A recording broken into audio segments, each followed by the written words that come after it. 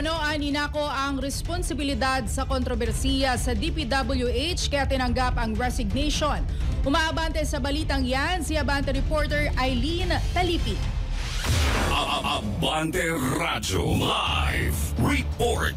Mga kontrobersiya sa kanyang tanggapan ang nagtulak kay Pangulong Ferdinand Marcos Jr. para tanggapin ang resignation ni Department of Public Works and Highways Secretary Manuel Bonoan.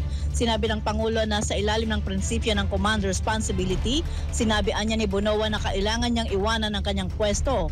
Mainit ang ginagawang investigasyon ng Senado sa mga anomalya sa mga flood control project matapos matuklasan ni Pangulong Marcos Jr. ang mga depektibo at ghost project sa mga lugar na ininspeksyon nito.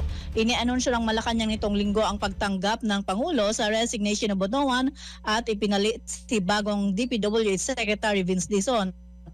Isinailalim na sa lifestyle check ang mga opisyal at kawani ng DPWH at iba pang opisyal na hinihinalang sangkot sa anomalya sa ghost flood control projects. Ito si Eileen Taliping, Abante.